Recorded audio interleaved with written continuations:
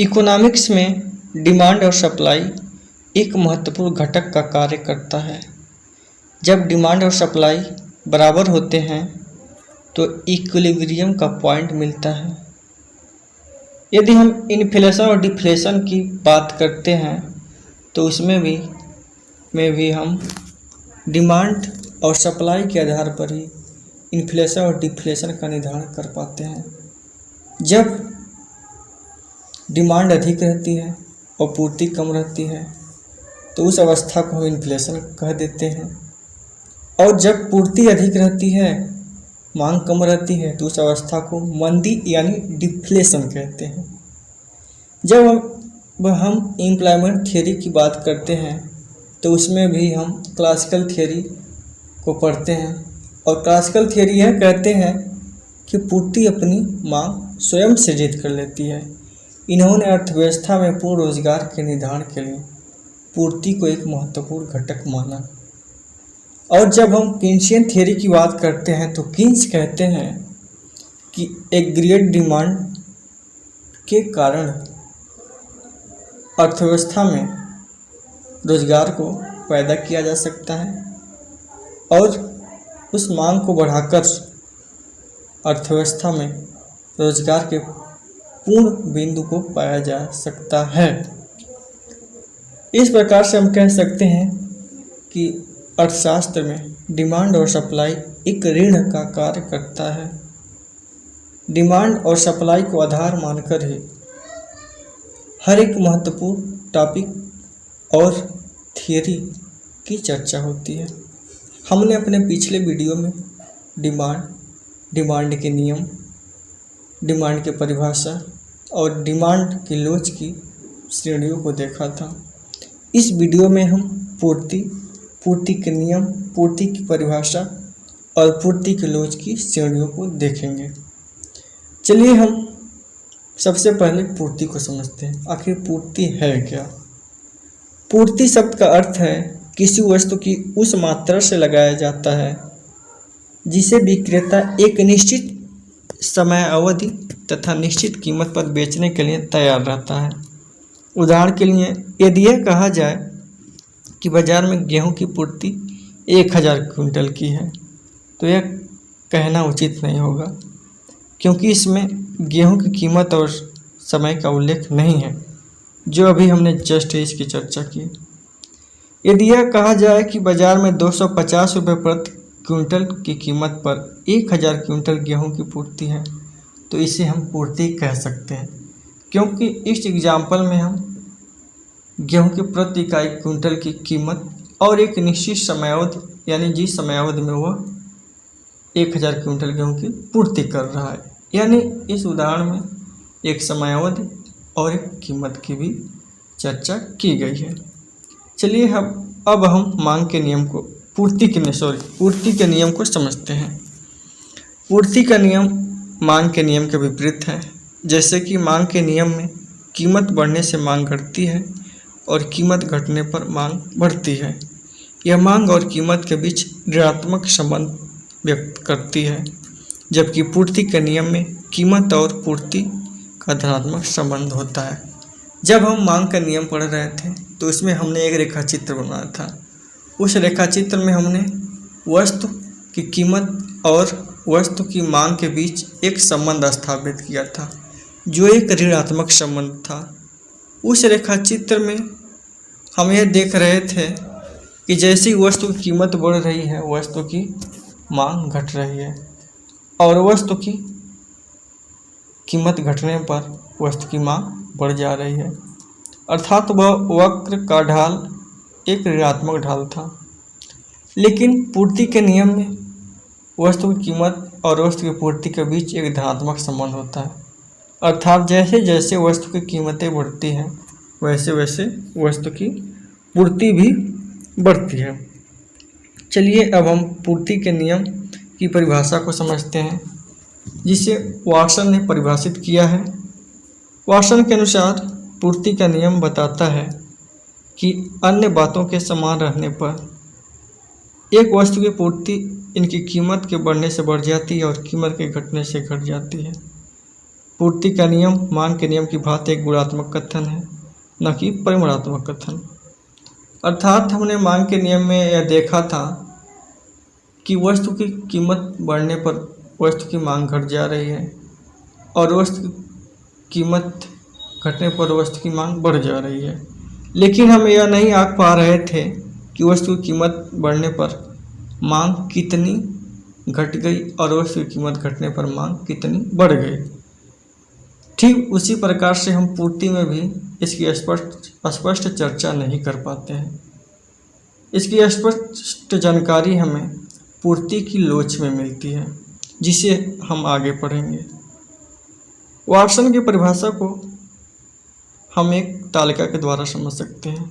इस तालिका में प्रति इकाई कीमतें और पूर्ति की मात्राओं को दिया गया है। हम देख रहे हैं पूर्ति की कीमत जैसे 1, 2, 3, 4, 5 बढ़ रही है, वैसे वैसे पूर्ति की मात्रा भी 10 से 15, 15 से 20, 20 से 25 और 25 से 30 हो रही है। यदि हम इसे रेखाचित्र से समझें तो इस प्रकार है, जिसमें x अक्ष पर वस्तु की पूर्ति और y अक्ष पर वस्तु की कीमत है। जब वस्तु की कीमत 1 थी तो पूर्ति 10 थी, वस्तु की कीमत 2 थी तो पूर्ति 15 थी, वस्तु की कीमत 3 थी तो पूर्ति 20 थी। इसे हम मिलाएं तो एक हमें सीधी रेखा प्राप्त होगा, जो यह बताएगा कि वस्तु की कीमत और वस्तु की पूर्ति के बीच एक धनात्मक संबंध है। अर्थात जैसे जैसे वस्तु की कीमतें बढ़ रही हैं, वैसे वैसे वस्तु की पूर्ति भी बढ़ रही हैं। पूर्ति की लोच को पढ़ने से पहले हम पूर्ति के नियम के अपवाद को जान लेते हैं। पूर्ति के नियम के निम्न अपवाद हैं। पहला है भविष्य में कीमतों की वृद्धि या कमी की संभावना। पूर्ति का नियम का एक विशेषता होता है कि जैसे जैसे वस्तु की कीमतें बढ़ेंगी, वैसे वैसे वस्तु की पूर्ति भी बढ़ेगी, वैसे वैसे विक्रेता पूर्ति करता रहेगा। लेकिन यदि विक्रेता को यह पता चल जाए कि भविष्य में वस्तु की कीमतें बढ़ेंगी, तो वह वस्तु को स्टोर करने लगता है और भविष्य में उसे बेचकर अधिक लाभ प्राप्त करेगा। इस प्रकार से यहाँ पर पूर्ति के नियम नहीं लागू होते हैं। यह पहला अपवाद रहा इसका। दूसरा रहा कृषि वस्तुओं पर यह नियम लागू नहीं होता है। पूर्ति नियम हम जानते हैं, कीमतें बढ़ती हैं तो पूर्ति भी बढ़ जाती है। कृषि वस्तुओं में हम देखते हैं कि जब महंगाई होता है यानी खाद्यान्न कीमतें बढ़ती हैं तो हम चाहकर भी उसकी पूर्ति नहीं बढ़ा पाते हैं, क्योंकि उत्पादन तो सीमित है। कीमत कितना हो बढ़ जाए हम पूर्ति नहीं बढ़ा पाते हैं। तो यहाँ पर यह दूसरा अपवाद रहा। तीसरा नीलाम की वस्तुएं। नीलाम की वस्तुओं के संबंध में हम देखते हैं, नीलाम की कोई वस्तु जो एक सीमित होती है, उसकी कीमत कितना हो बढ़ाई जाए, कितना हो बोली उसकी बढ़ाई जाए, वो वस्तु तो सीमित है। यानी वस्तु कुछ भी हो, वह संपत्ति बढ़ाई नहीं जा सकती है। यानी यहाँ पर भी पूर्ति का नियम नहीं लागू होगा। चौथा है दुर्लभ वस्तुएं। दुर्लभ वस्तुओं के संबंध में पूर्ति का नियम लागू नहीं होता है, क्योंकि दुर्लभ वस्तुओं का डिमांड बहुत अधिक रहता है। यदि हम दुर्लभ वस्तुओं में हम हीरे को लें तो हीरे की कीमत बहुत अधिक है, चाहकर भी हम उसकी पूर्ति नहीं बढ़ा सकते। कीमत बढ़ रही है लेकिन पूर्ति हम नहीं बढ़ा पा रहे हैं उसकी, यानी यहाँ पर भी पूर्ति का नियम लागू नहीं होगा। पांचवा है अल्प विकसित देशों के संबंध में। अल्प विकसित देशों में हम देखते हैं कि बहुत सारे संसाधन, तकनीकी आदि की ज़रूरत होती है। कीमतें भी बहुत बढ़ रही हैं, लेकिन चाहकर भी हम उन संसाधनों को की पूर्ति हम नहीं कर पा रहे हैं, जिससे देश में उत्पादन हो सके। यानी यहाँ पर भी पूर्ति का नियम लागू नहीं होता है। छठवां है नाशवान वस्तुओं के संबंध में। नाशवान वस्तुओं में हम अक्सर दूध, फल, सब्जियों को लेते हैं। जो दैनिक जीवन में रोज पैदा की जाती है और रोज बेची जाती है। वर्तमान में कितना हो कीमत हो, प्रोड्यूसर या विक्रेता को बेचना ही बेचना है, क्योंकि इसे लंबे समय तक नहीं रखा जा सकता। इसलिए कीमतें बढ़ने पर या घटने पर भी पूर्ति होती रहती है। तो यहाँ पर भी पूर्ति का नियम लागू नहीं होगा। ये 6 पूर्ति के नियम के अपवाद रहे। अब हम पूर्ति के लोच को समझते हैं। हमने मांग की लोच की चर्चा की थी और मांग का लोच का एक फार्मूला बताया था कि मांग का लोच बराबर मांग में अनुपातिक परिवर्तन बटे कीमत में परिवर्तन। उसी प्रकार पूर्ति का लोच का भी फार्मूला होगा पूर्ति में अनुपातिक परिवर्तन बटे कीमत में अनुपातिक परिवर्तन। चलिए अब हम पूर्ति की लोच की 5 श्रेणियों को देखते हैं, जिसमें पहला है पूर्तिया लोचदार, दूसरा है अधिक लोचदार, तीसरा है इकाई लोचदार पूर्ति, चौथा है कम लोचदार पूर्ति, पांचवा है पूर्तिया बेलोचदार पूर्ति। चलिए पहला हम पूर्तिया लोचदार पूर्ति समझते हैं। जब किसी वस्तु की कीमत में कोई परिवर्तन ना हो और उसकी पूर्ति में अनंत परिवर्तन हो जाए तो उस वस्तु की पूर्ति पूर्तिया लोचदार होगी, अर्थात elasticity of supply equal to infinite. हम इस रेखाचित्र में देख रहे हैं कि x अक्ष पर वस्तु की पूर्ति की मात्रा और y अक्ष पर वस्तु का मूल्य है। देख रहे हैं पूर्ति रेखा एस x अक्ष के समांतर है। जब कीमत में कोई परिवर्तन नहीं हो रहा है फिर भी हमारी वस्तु की पूर्ति में अनंत परिवर्तन हो जा रहा है। जब हम अपने मूल सूत्र elasticity of supply equal to पूर्ति में अनुपातिक परिवर्तन बटे कीमत में अनुपातिक परिवर्तन में हम वस्तु के मूल्य को शून्य और वस्तु की पूर्ति को अनंत रखें तो हमारा जो परिणाम आएगा इलास्टिसिटी ऑफ सप्लाई वह अनंत आएगा। इस प्रकार हम कह सकते हैं कि पूर्तिया लोचदार पूर्ति में पूर्ति रेखा x के समांतर होती है और कीमत में कोई परिवर्तन न होने पर भी वस्तु की पूर्ति मात्रा में अनंत परिवर्तन हो जाता है। चलिए अगला समझते हैं। अगला है अधिक लोचदार पूर्ति। जब किसी वस्तु की पूर्ति में होने वाला अनुपातिक परिवर्तन उसकी कीमत में होने वाले अनुपातिक परिवर्तन से अधिक होता है तो उसको अधिक लोचदार पूर्ति कहते हैं। हमारा जो मूल सूत्र है पूर्ति का लोच बराबर वस्तु की पूर्ति में अनुपातिक परिवर्तन बटे वस्तु की कीमत में अनुपातिक परिवर्तन। जब वस्तु की पूर्ति में अनुपातिक परिवर्तन वस्तु की कीमत में अनुपातिक परिवर्तन से अधिक रहेगा तो हमारा वैल्यू हमेशा 1 से अधिक आएगा, यानी elasticity of supply is greater than 1, यानी पूर्ति का लोच 1 से अधिक होगा। इस रेखाचित्र से हम यह भी देख रहे हैं कि जब वस्तु की कीमत OP1 थी तो वस्तु की पूर्ति OQ है। जैसे ही मूल्य बढ़ के OP हो जाता है वैसे ही वस्तु की पूर्ति बढ़कर OQ1 हो जाता है।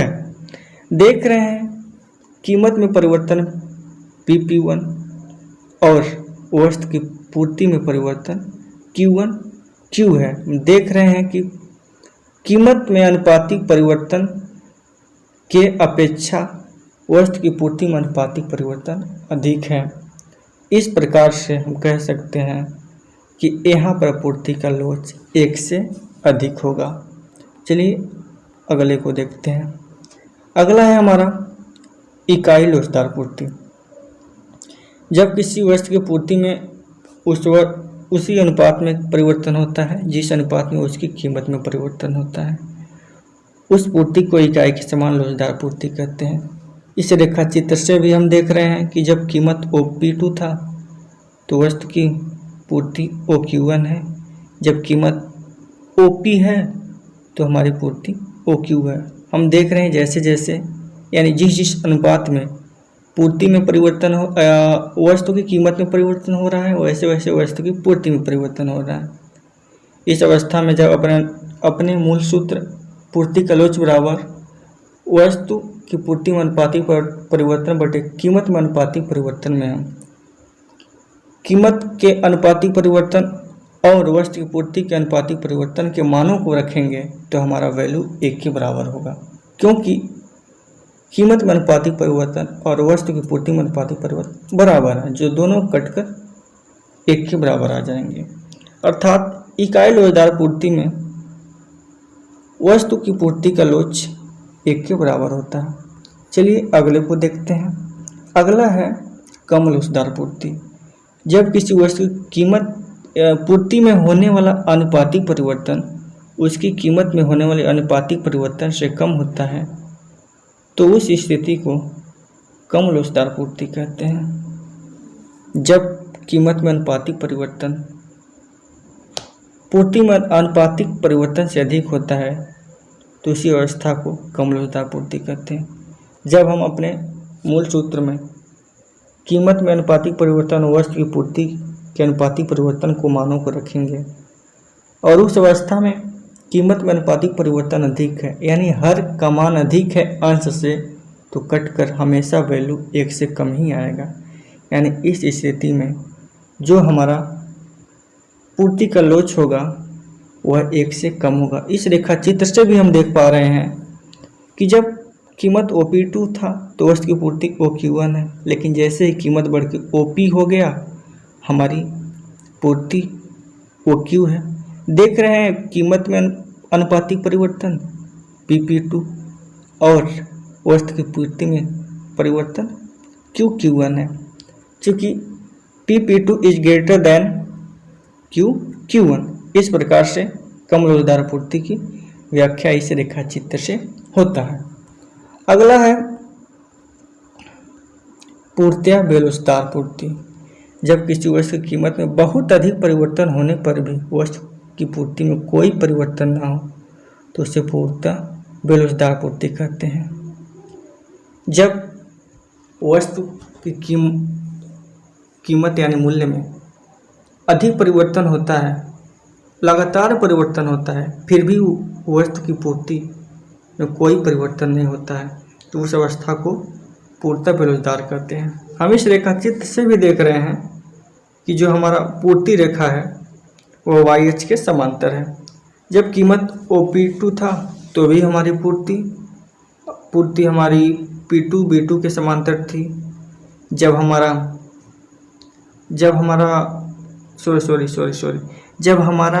कीमत OP2 था तो हमें एक निश्चित वस्तु की पूर्ति कर रहे थे। जैसे ही कीमत OP हो गया तो भी हम निश्चित पूर्ति कर रहे हैं। जैसे ही कीमत बढ़ के OP1 हो गया वैसे तब भी हम एक निश्चित वस्तु की पूर्ति कर पा रहे हैं। यहाँ पर हमने पूर्ति की लोच की 5 श्रेणियों को जाना, जो यह अंतिम लोच की श्रेणियाँ थी। पूर्त्या बेलोचदार पूर्ति, और इस स्थिति में पूर्ति का लोच 0 के बराबर होता है। इस प्रकार से हमने पूर्ति की परिभाषा, पूर्ति के नियम और पूर्ति की लोच की 5 श्रेणियाँ और साथ साथ हमने पूर्ति के नियम के अपवादों को जाना था। Thanks for watching.